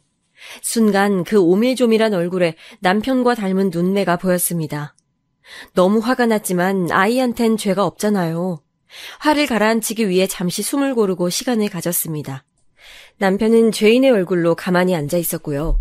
그렇게 멍하니 며칠이 흘렀어요. 이게 어떡할 건데? 누구 앤데? 사실은 그게... 그때부터 남편의 얘기가 시작됐습니다. 남편은 상대 여자가 누군지 절대 말해주지 않더라고요. 술김에 한 번 실수했는데 상대 여자가 임신 사실을 숨기고 있다가 아이를 낳자마자 남편에게 건네주고 사라졌다고 하네요. 그애 당신은 맞는 거야? 확실해? 마지막 희망의 끈을 붙잡는 듯 물었지만 맞다고 하더라고요. 그리고 확인 절차가 끝나고 나서 남편이 이야기라도 해보려고 그 여자 집에도 찾아가보고 연락도 시도해봤지만 이미 자취를 감춘 뒤였다고 합니다. 나도 어떻게 해야 할지 몰라서 그래서 여길 데려온 거야? 풀죽어 말하는 남편이 너무도 미웠습니다. 이 추운 날 아이를 맡길 데가 도저히 없어 염치를 무릅쓰고 집에 데려왔다고 하는데 그런 남편의 모습이 너무도 뻔뻔스레 느껴졌어요. 앞으로 남편한테 어떻게 할 작정이냐고 물었어요. 그러자 남편은 저에게 이렇게 말했습니다. 이 아이는 그냥 당신이 하자는 대로 할게. 당신이 고아원에 갖다 주라고 해도 그렇게 할 거야. 당신 배신한 것도 미안해서 죽고 싶은데 이 아이까지 당신한테 키워달라곤 죽어도 말 못해. 전 그럼 고아원을 알아보자며 매정하게 말했어요. 제 아이도 낳지 않았는데 남의 아이를 기를 순 없으니까요. 그리고 밖에서 딴짓거리한 남편도 용서할 수 없었습니다. 그 후 남편이 고아원을 알아보는 동안 어쩔 수 없이 아이는 제가 키울 수밖에 없었습니다. 어차피 떠날 아이라 이름도 짓지 않고 그냥 아가야라고 불렀어요. 전 급하게 분유를 한 통 사다가 먹이고 아이 옷도 주변에서 구해다가 되는 대로 입혔습니다. 제품에서 분유를 먹는 아이의 얼굴을 바라볼 때마다 이 아이의 어딘가는 그 여자를 닮았겠지라는 생각하니 얼굴도 모르는 그 여자가 떠올라 화가 치밀기도 했습니다. 하지만 신기하게도 조그만 입으로 오물오물 젖병을 빠는 아이를 보면 또 금방 마음이 가라앉곤 했죠. 그렇게 아이를 낳으며 심장까지 따뜻한 온기가 전해지는 것 같았습니다. 조심스레 우는 아기의 얼굴을 만져보니 살면서 만져본 그 어떤 것보다도 부드럽더라고요. 전 화가 났던 것도 잊은 채 우는 아이를 달래기 위해 둥가둥가 흔들어도 보고 노래도 불러보고 등도 어루만져 주었습니다. 한참을 달래던 끝에 아이가 다시 새근새근 잠이 들면 제 마음에도 고요가 찾아오곤 했습니다. 남편은 당연히 이유로 저에게 설설 기고 제 심기를 건드리지 않으려고 노력했어요. 그냥 죽을 것처럼 미안해하며 숨죽여 지내더라고요. 그쪽이 제 쪽에도 편했습니다. 그리고 한 달 뒤 남편이 고아원 몇 군데를 알아본 후 제일 괜찮은 곳으로 아이를 보내기로 한 날이 다가왔습니다. 저는 남편과 함께 짐을 싸고 밖으로 나갔어요. 그런데 제품에 안겨있던 아이가 그날따라 유독 심하게 칭얼거리더라고요. 문 밖을 나서자 자기가 버려진다는 걸 알기라도 하는 듯 자지러지게 울었어요. 아기야, 쉿, 왜 그래? 울지 마. 울지 마. 그런데 달래기 위해 남편이 아이를 안으려 하자 아이가 갑자기 경기를 일으키며 그 고사리 같은 손으로 제 가슴팍의 옷을 꽉 붙잡고 놓질 않는 거 아니겠어요? 평소엔 남편한테도 잘 안기던 아이였는데 말이죠. 저는 제품에서 절대 떨어지지 않으려고 하는 아이의 모습을 보자 굳게 먹었던 마음이 와르르 무너져 내렸습니다. 그래도 한 달 동안 키웠던 정을 무시할 순 없는지 사실 가슴 한켠에선 보내기 싫다는 마음이 자리 잡고 있었거든요. 하지만 남편의 혼외자라는 사실 때문에 마음을 독하게 먹고 나온 것이었는데 그런 아이의 모습에 제 마음속에 있던 도끼가 사르르 녹아내리고 말았습니다. 여러분들 모두 제가 참 미련하고 바보 천치 같다고 생각하실 수 있겠지만 전 아무리 생각해도 이 추운 날 이 가여운 아이를 남모르는 곳에 보낼 수는 없었습니다. 아무리 제 피가 섞인 아이가 아니라고 해도 한 달 동안은 그래도 한 달 동안 저는 아이의 엄마였으니까요. 잠시 깊은 고민을 거친 뒤 저는 마음을 고쳐먹고 이 아이를 제 아이로 받아들이기로 했습니다. 제 결정에 남편은 바닥에 엎드려 제 발을 어루만지며 고맙다고 눈물을 쏟아내더군요. 그렇게 전 이 아이의 진짜 엄마가 됐습니다. 그리고 남편과 함께 아이의 이름을 짓고 출생신고도 해줬습니다. 하지만 이 소식을 들은 친정에선 역시나 난리가 났지요. 특히 친정엄마는 땅을 치며 곡소리 나게 우셨고 그 옆에서 저나 남편 둘 다 무릎을 꿇고 땅만 바라보고 있었습니다. 네 자식도 아닌 상간녀 자식을 키우겠다고? 너 자식 키우는 게 얼마나 힘든지 아니? 근데 네 자식도 아닌 다른 것의 자식을... 아이고 이 모자란 거사 어쩌려고 그래 어쩌려고. 너 애미 속 타 들어가는 거 보고 싶어 이러냐 어? 이봐 자네.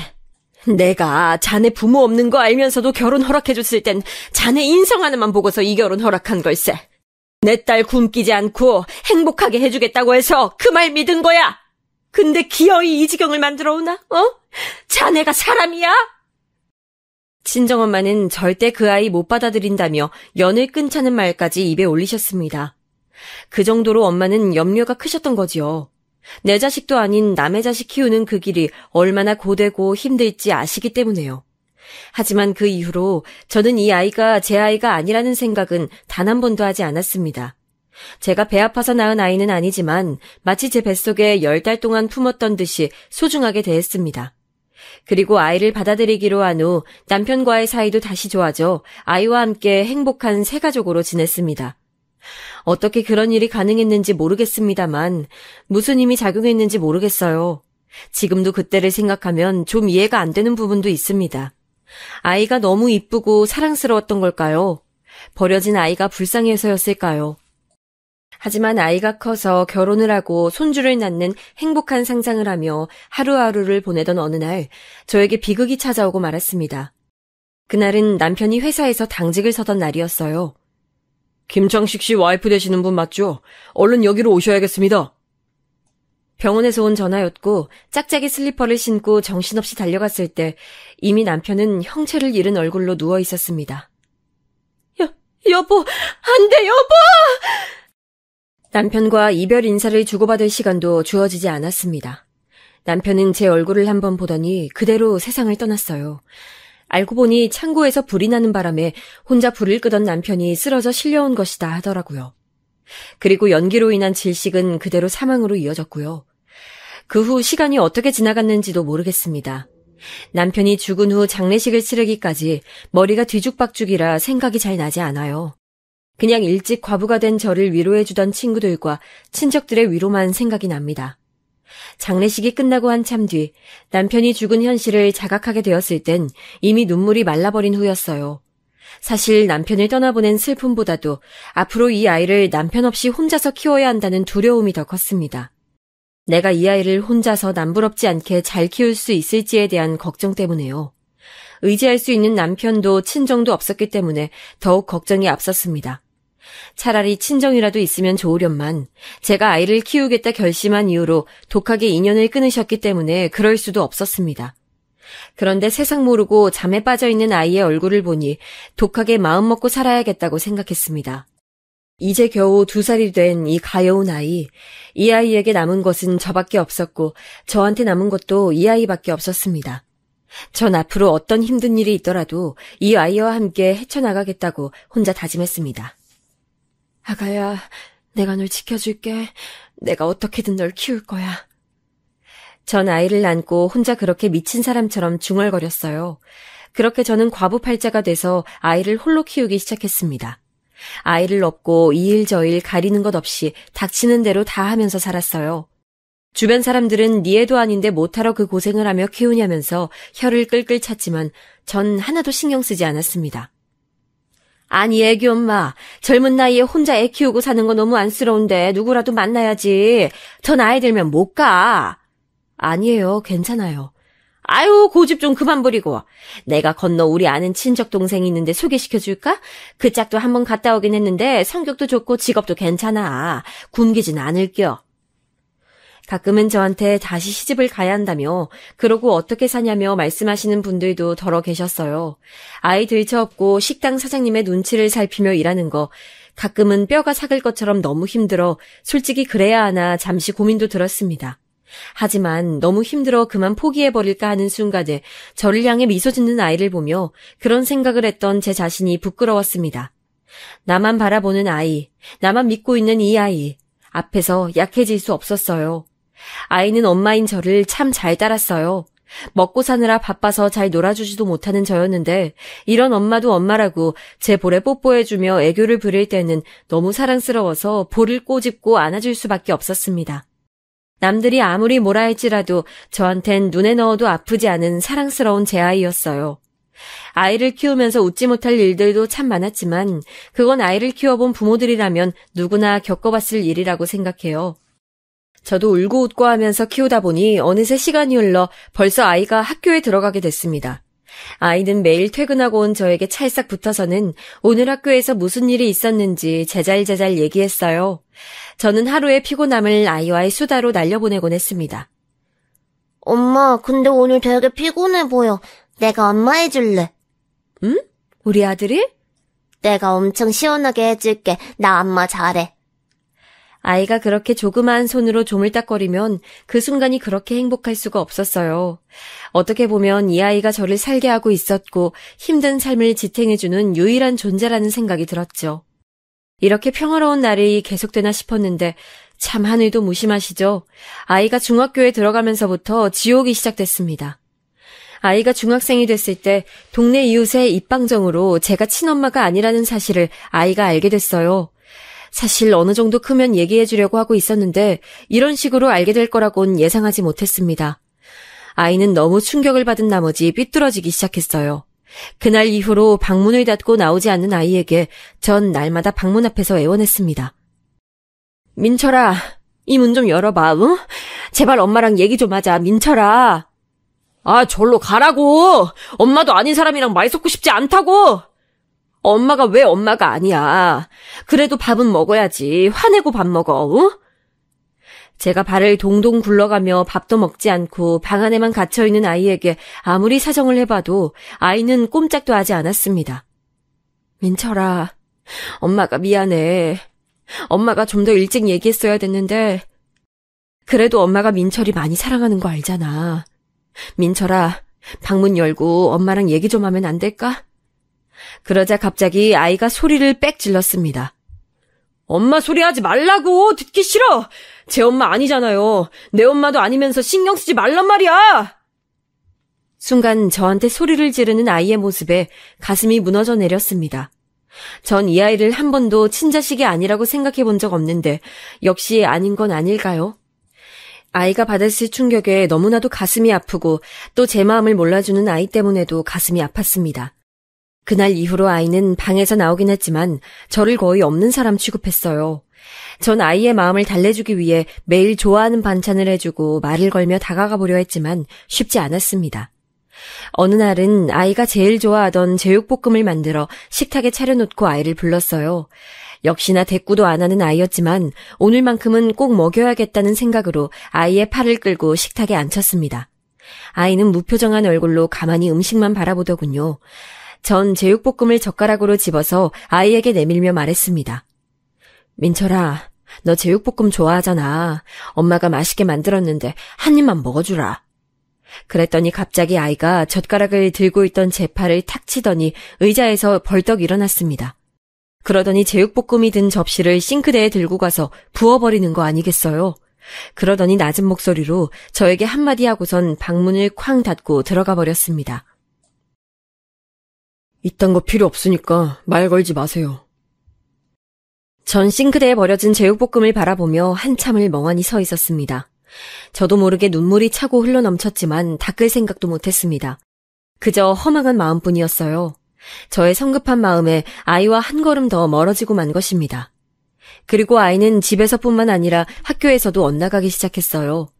항상 예의 바르고 착한 아이였는데 어느 순간부터 불량한 아이들과 어울려 지내는 것 같았습니다. 하루는 아이의 담임 선생님께서 전화가 오셔서 학교에 방문했습니다. 담임 선생님께서는 이렇게 말씀하시더군요. 어머님, 민철이가 요새 애들 돈을 뺏는다는 소문이 있네요. 작년까진 얌전하고 공부만 하던 아이였는데, 그리고 어젠 학교 뒤에서 담배를 피다가 걸려서 부모님 모시고 오라고 했더니 자긴 부모님 없다고 하지 뭐예요? 어머님 혹시 집에서 무슨 일 있었나요? 네? 우리 민철이가 엄마가 없다고 했다고요?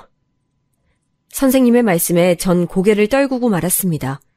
전 떨리는 마음을 겨우 진정시키고 선생님께 자초지종을 말씀드렸습니다.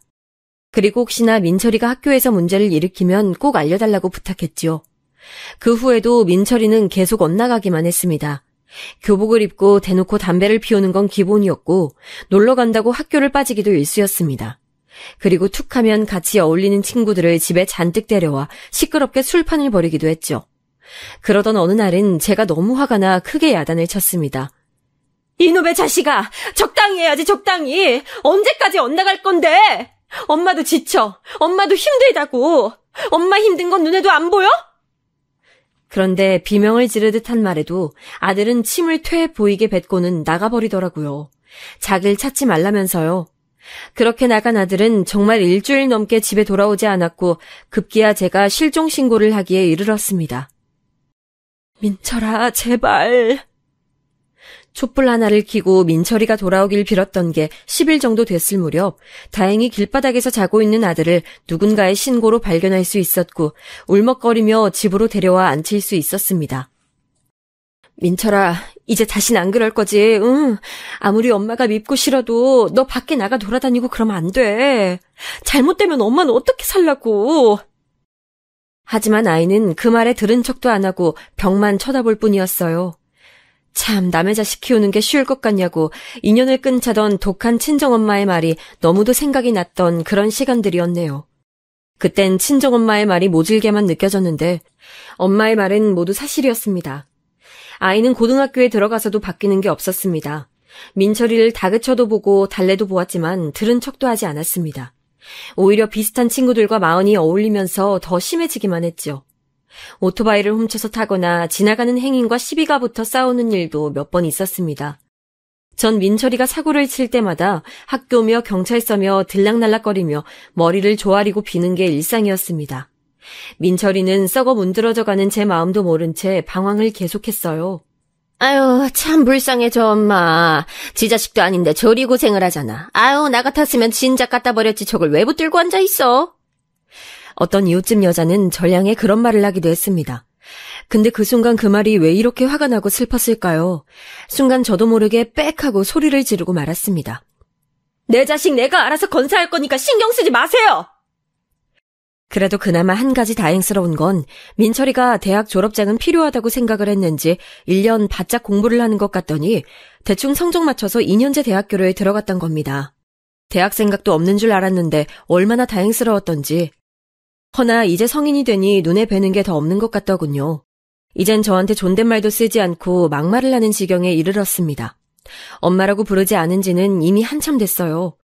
어느 날은 집으로 날라온 민철이의 휴대폰 요금 고지서를 봤는데 휴대폰 소액 결제를 50만 원이나 한 걸 보게 됐습니다. 깜짝 놀란 저는 민철이를 불러서 다그쳤어요. 민철아, 너 이게 뭐니? 휴대폰 소액 결제를 뭐 하느라고 이렇게 많이 썼어? 그러자 민철이는 손에 들고 있던 TV 리모컨을 집어던지며 화를 냈습니다. 아, 어쩌라고. 당신이 뭔데 상관이야. 내 핸드폰 내 맘대로 쓰지도 못해? 민철이의 말에 저는 입을 꾹 다물 수밖에 없었습니다. 아무래도 남자아이다 보니 이미 제 키를 넘어선 지는 오래됐고 덩치 큰 아이가 저리 행동하니까 아무리 제 아들이어도 무서운 건 어쩔 수 없더라고요. 너 그래도 아무리 그래도 엄마한테... 제 중얼거림은 못 들은 척하는 민철이는 툭하면 저한테 돈을 내놓으라는 둥 뭘 사다 놓게 많았어. 그리고 저는 식당에서 힘들게 번 돈으로 민철이가 요구하는 최신형 휴대폰, 노트북, 카메라 등등 수많은 물건들을 사다 바쳤어요. 이렇게라도 하면 언젠간 제 마음을 알아주고 민철이의 마음도 돌아오지 않을까 하는 신락 같은 희망을 가지고서요. 하지만 민철이의 요구사항이 많아지고 있던 어느 날, 전 충격적인 장면을 목격하고 말았습니다. 민철이가 방에서 제가 사준 멀쩡한 카메라를 발로 밟아서 부수고 있던 것이었어요.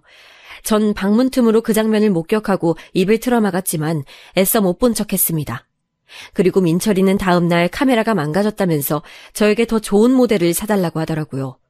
그때 저는 확신했습니다. 민철이가 저를 괴롭히기 위해 일부러 저러는 것이었다는 걸요. 제가 괴로워하고 힘들어하는 모습을 보이면 보일수록 민철이의 행동은 점점 더 심해져만 갔습니다. 민철이는 대학을 졸업하고 나서도 취업할 생각을 하지 않았어요. 그저 저한테서 용돈만 얻어가면서 매일매일 친구들과 술 마시고 여자만 만나러 다니곤 했죠. 술 취해서 누군지도 모르는 여자를 집에 데려온 적도 한두 번이 아닙니다. 이 친구는 누구니? 라고 제가 물어보기라도 하면 제 어깨를 밀치면서 욕설을 내뱉기 일쑤였습니다. 전 그렇게 매일매일 민철이에게 무시당하면서 살았습니다. 아이를 사랑으로 키운 것밖엔 없는데 내가 뭘 그렇게 잘못했다고 이런 수모를 겪어야 하나 생각했지만 그렇다고 하나뿐인 내 자식을 내칠 수도 없는 노릇이었습니다. 전 그저 아이가 철이 늦게 드는 걸 거라며 조금만 더 참으면 나아질 거라고 스스로를 위안할 뿐이었습니다. 하지만 민철이의 씀씀이를 감당하기 위해 저는 쉬는 날도 없이 일을 해야만 했습니다.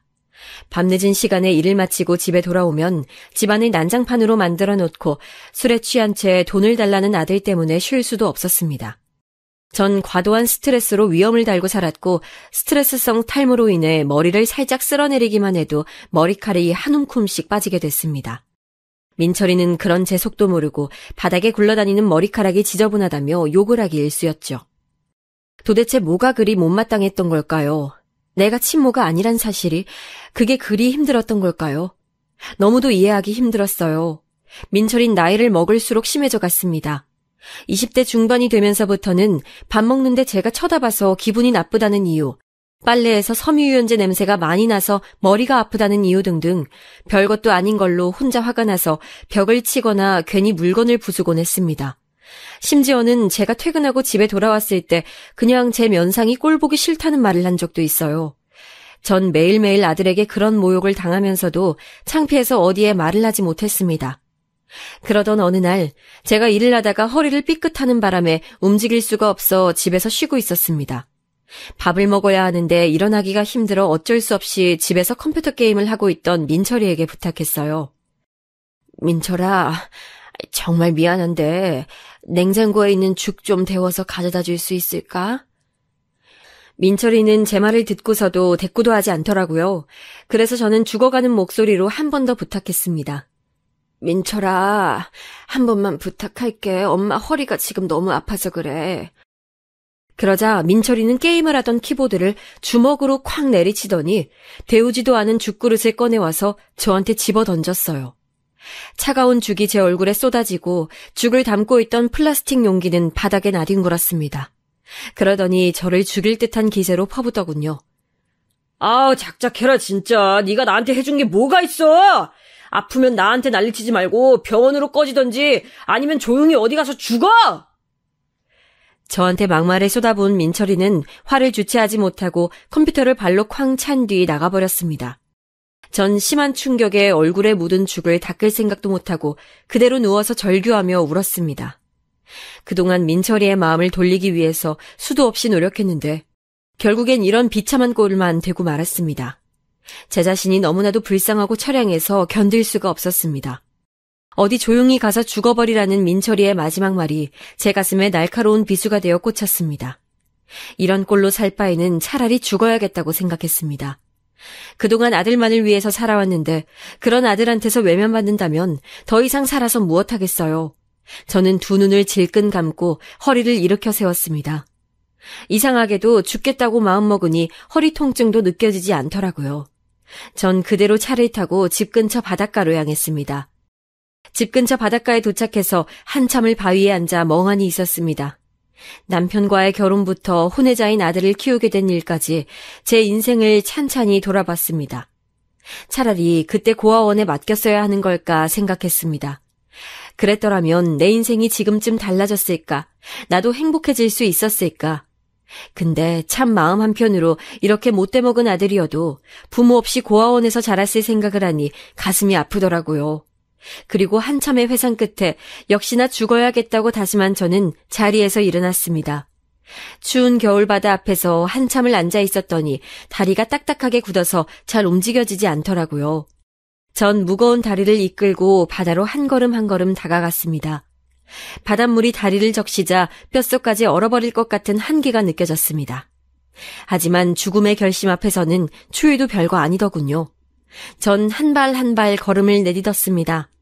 곧 바닷물이 가슴께까지 차오르자 이제 조금만 더 가면 끝이라는 생각에 조금 더 속도를 냈습니다. 물속에서 자유롭게 움직여지지도 않는 다리를 억지로 꾸역꾸역 내딛어가며 앞으로 나아갔습니다. 제가 수영을 할 줄 모른다는 사실이 다행이라고 생각했어요. 혹시나 무의식 중에 살고 싶은 마음이 들더라도 물에 빠지기만 하면 살아 돌아올 일은 없을 테니까요. 바닷물이 목까지 차오르자 전 중심을 잃어 물속으로 빠지고 말았습니다. 그리고 몇 번을 허우적대며 물속에 들어갔다 나왔다 했는지 모르겠습니다. 새까만 물속에서 짜릿짠 물이 코와 입으로 들어오는 동안 민철이의 얼굴이 떠올랐어요. 그대로 저는 세상과의 작별을 고하려던 순간이었습니다. 그런데 그때 갑자기 소란스러운 소리가 들리는가 싶더니 묵직한 팔이 저를 낚아채서 제 얼굴을 물 위로 끌어올렸어요. 그 팔은 제 목을 감고 절 어딘가로 끌고 갔습니다. 전 숨도 제대로 쉬지 못하고 바닷물을 토하며 그대로 끌려갔어요. 그리고 저는 그대로 정신을 잃었습니다. 정신이 들고 보니 낯선 천장 아래에 있었어요. 주위를 둘러보니 깨끗한 이불이 제 몸을 감싸고 있었고 팔에는 링거가 꽂혀 있더군요. 전 어느새 병원에 도착해 있었던 거죠. 어리둥절해하고 있던 그때 어떤 젊은 아가씨가 저에게 말을 걸었어요. 아주머니 괜찮으세요? TV에서나 볼 법한 외모의 예쁜 아가씨였습니다. 아가씨는 부드러운 손으로 제 손을 꼭 잡아줬어요. 아주머니 보호자분 안 계세요? 무슨 일이신진 몰라도 바닷속으로 걸어 들어가시길래 깜짝 놀랐어요. 따뜻한 아가씨의 손에 얼어있던 몸이 따뜻하게 녹는 느낌이었습니다. 전 아가씨에게 물었습니다. 그런데 아가씨가 절 구해준 건가요? 아가씨는 그렇다고 하더라고요. 집 앞에서 조깅을 하고 있었는데 이 추운 날 혼자 바닷속으로 걸어 들어가는 저를 보고 기겁해서 바로 119에 신고했다고요. 다행히 119가 금방 와주어서 무사히 저를 구할 수 있었다면서요. 전 얼굴도 모르는 저를 구해준 고마움, 그리고 죽음마저 실패했다는 자책감에 소리내어 울었습니다.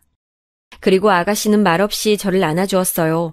한참을 울고 나자 아가씨가 집이 어디냐고 물어보더라고요. 혹시 돌아갈 곳이 없으면 당분간 자기네 집에서 지내자면서요.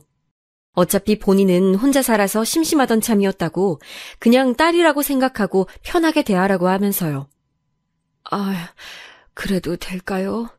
집이 있긴 한데 네, 그럼요. 괜찮아요. 무슨 일이신진 모르겠지만 돌아가시기 힘든 거면 잠깐 여기서 머무르셔도 돼요. 참, 그때 이름도 모르는 처음 본 그 아가씨의 얼굴이 마치 천사와 같이 너무나도 선해 보였어요. 전 아가씨의 말에 잠시 망설이다가 집에 돌아가면 무서운 얼굴을 하고 또 저에게 나쁜 말과 행동을 일삼을 아들을 생각하니 마음도 진정시킬 겸 아가씨의 집에서 며칠만 신세를 져야겠다고 생각했습니다. 너무 고마워요. 정말 조금만 있다 갈게요.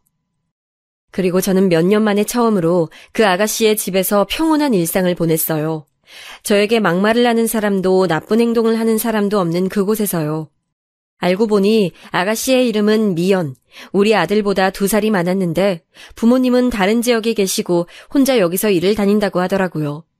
미연이는 저를 이모처럼 엄마처럼 대해줬어요. 왜 그랬는지 모르겠지만 미연이는 그저 제가 많이 안쓰럽고 심성이 고운 아이라 그랬던 것 같아요. 전 시간이 지나며 점점 마음을 열게 됐고 제가 왜 그렇게 바닷물에 빠지려 했는지 다 얘기하게 됐어요. 당시엔 어디 얘기할 데도 없었고 한풀이 하듯 털어놓은 이야기인데 미연이 눈물을 글썽거리며 절 꼭 안아주더라고요. 너무 힘들었겠어요. 나야말로 지내게 해줘서 고마워요. 전 며칠이 지나지 않아 미연이와 금방 친해져서 동네 사람들이 엄마와 딸인 줄 알 정도였습니다. 이모, 오늘 시장 갈 건데 같이 가요. 그럴까? 미연이는 저를 편하게 이모라고 불렀고 저도 조카 대하듯 말을 놓게 됐어요. 그런데 미연이와 지내다 보니 계속 같이 있고 싶은 욕심이 생겼어요. 아마도 처음 누려본 행복, 편안함 그런 것들이 너무 좋았나 봐요. 다행히 미연이도 저와 같이 있는 게 더 좋다고 해서 당분간 계속 여기에 있기로 했습니다. 제가 미연이의 집에서 지낸 지도 거의 한 달이 다 되어 가는데 아들은 연락 한 통 없더라고요. 처음에 제가 119에 실려갔을 땐 분명히 아들한테 연락이 갔을 텐데 신경도 안 쓰는 것 같았어요. 제가 사라져서 오히려 더 좋다고 하는지도 모르겠다는 생각이 들었습니다. 그리고 어느 날 저녁거리를 사가지고 오는 길에 미연이가 일하고 있는 카페에 들렀는데 어떤 남자 손님이 미연이에게 끈질기게 번호를 물어보고 있더라고요. 가까이 가서 보니 글쎄 제 아들 민철이었습니다. 전 당황해서 들고 있던 시장 바구니도 떨어뜨렸습니다. 아들도 저를 보더니 아이씨 하고 인상을 쓰고선 나가버리더라고요. 한 달 만에 아들을 봤더니 다시 심장이 철렁했습니다. 나중에 미연이에게 물어보니 요새 카페에 자주 찾아오는 손님인데 자기한테 관심이 있는 것 같다고 하더라고요. 저는 그 남자가 제 아들이라고 말해줬습니다. 제 사연을 들어서 알고 있던 미연이는 말없이 고개만 끄덕이더라고요. 그리고 며칠 뒤 미연이가 저를 앉혀놓고 말하더군요. 이모, 제가 민철 씨 이모한테로 돌아갈 수 있게 해드릴게요. 저만 믿어주세요. 전 미연이가 무슨 말을 하는 건지 알 수가 없었습니다. 그리고 그 이후 미연이는 데이트가 있다며 늦게 들어오곤 했어요. 알고 보니 민철이를 만나고 있더라고요. 전 사실 미연이가 너무 걱정됐습니다. 아무리 내 아들이어도 민철이가 얼마나 질이 안 좋은 애인지는 잘 알고 있었으니까요. 하지만 미연이가 집에 항상 웃는 얼굴로 들어오는 걸 보니 민철이가 미연이에게 나쁜 짓을 하거나 하진 않는 것 같았습니다. 어느 날은 미연이가 민철이를 만나고 오더니 쇼핑백 하나를 저에게 건네줬습니다. 민철이 돈으로 산 가방인데 민철이 몰래 저한테 주려고 제 취향으로 골랐다고 하면서요. 전 깜짝 놀라서 물었습니다. 민철이가 이런 걸 어떻게... 민철이 걔 돈도 없을 텐데... 이모, 민철 씨 요새 직장 다녀요. 제가 직장도 없는 남자 싫다고 했더니 그날로 정장부터 사고 집 근처 회사에 취직해서 다니더라고요. 이것도 첫 월급 받은 걸로 산 거예요. 정말로? 직장을 다닌다고? 전 믿어지지 않아 입을 쩍 벌렸습니다. 제 손으로 아르바이트 한 번 안 해본 민철이가 직장에 다닌다니요. 그전엔 민철이가 여러 여자를 만나면서도 한 번도 여자가 하라는 대로 하는 스타일이 아니었는데 미연이는 좀 달라나 봅니다.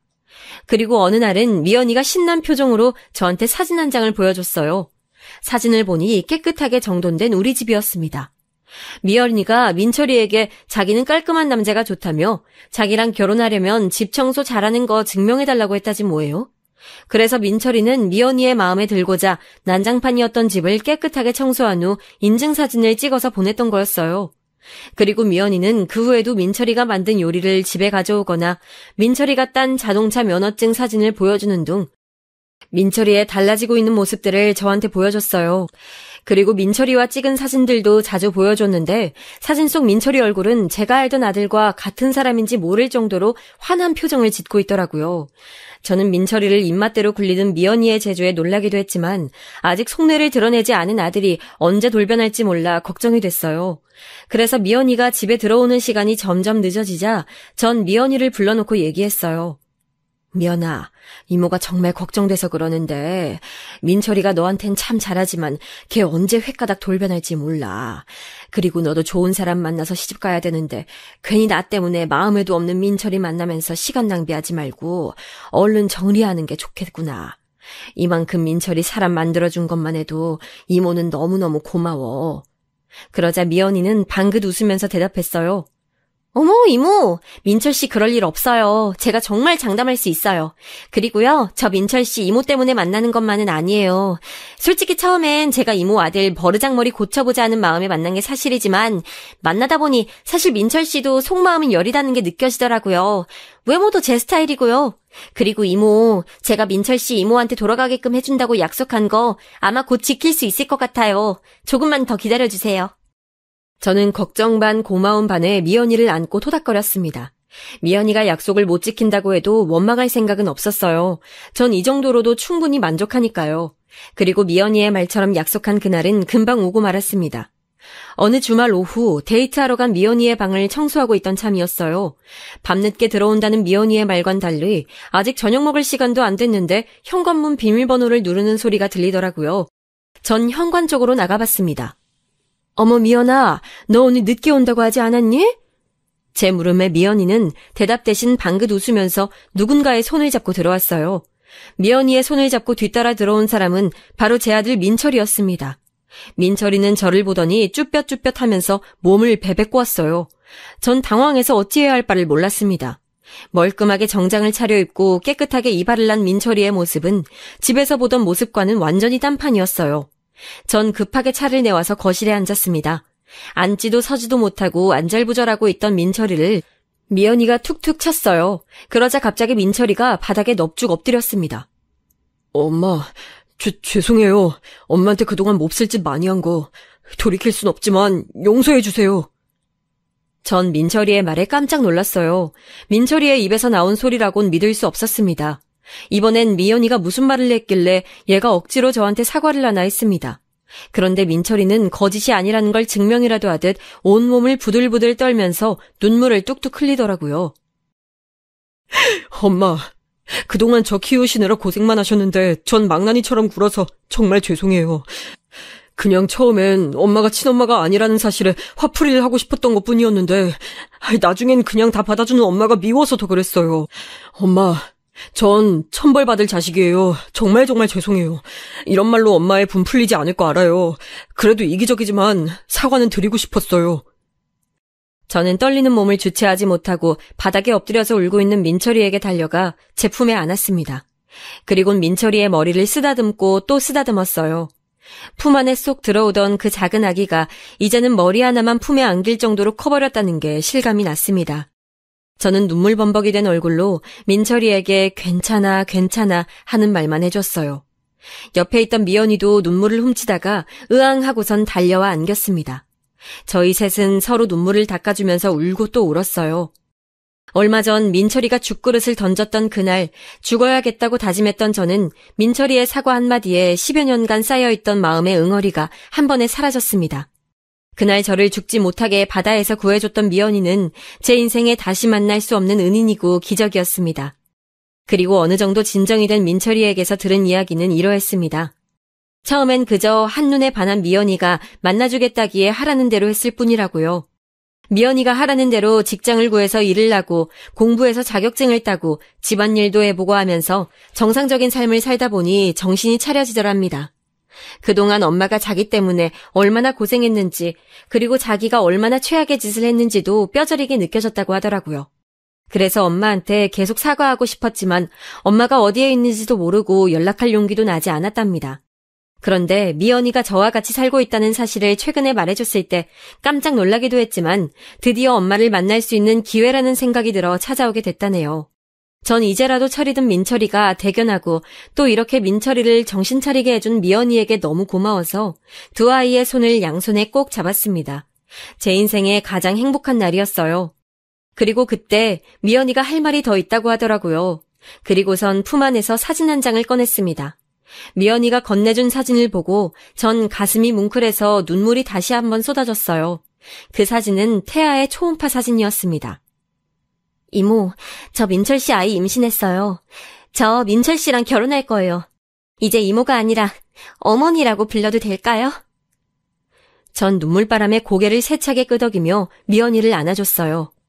아이고 미연아, 고맙다, 정말 고맙다. 넌 나한테 있어서 로또보다 더한 기적이구나. 내가 다시 태어나도 너 같은 아이를 만날 수 있겠니? 정말 고맙다 미연아. 전 설레임과 뭉클함이 뒤섞인 오묘한 감정을 느끼며 한참을 미연이 민철이와 함께 회포를 풀었습니다. 차도 마시고 맛있는 것도 먹고 그동안 서로 못했던 얘기도 하면서요. 민철이와 이렇게 마주 앉아 대화하는 게 도대체 몇 년 만인지 할 말이 너무 많아 밤을 샐 뻔했지만 다음날 출근하는 민철이를 위해 못다한 얘기는 앞으로 찬찬히 풀기로 했습니다. 그 일이 있은 후 미연이는 살던 집을 정리하고 저희 집으로 들어왔습니다. 그리고 결혼식은 아이를 낳은 후로 미루기로 했어요. 사돈댁에서도 다행히 우리 민철이를 예쁘게 봐주셔서 별다른 마찰 없이 진행이 됐습니다. 그리고 민철이는 완전히 다른 사람으로 변해서 가족을 위해 하루하루 성실히 살아가고 있답니다. 예쁜 딸에게 부끄러운 아빠가 되지 않겠다면서요. 그리고 시간이 흘러 내일은 우리 손녀딸 돌잔치가 있는 날이에요. 사람들을 많이 초대하진 못하고 사돈 어른들과 가까운 지인들만 불러 집에서 조촐하게 식사를 하기로 했어요. 미연이와 함께 내일 대접할 음식들을 준비해놓고 잠깐 앉아서 쉬는데 창밖을 보니 눈이 많이 오네요. 이렇게 눈이 많이 오는 날 민철이를 처음 만났던 일, 그리고 오늘처럼 추운 날 바다에 빠져서 죽으려는 저를 미연이가 구해줬던 일이 생각이 참 많이 납니다. 두 아이가 없었다면 지금의 저는 없었겠죠. 저에게 기적을 선사해준 두 아이 덕분에 오늘도 희망찬 하루를 보내봅니다. 저보다 더 힘든 일 겪고 계신 분들에게 언젠간 저처럼 밝은 날이 올 거라고 말씀드리고 싶어요. 그럼 여러분들의 일상에 항상 희망이 가득하길 기원하면서 이 글을 마치도록 하겠습니다.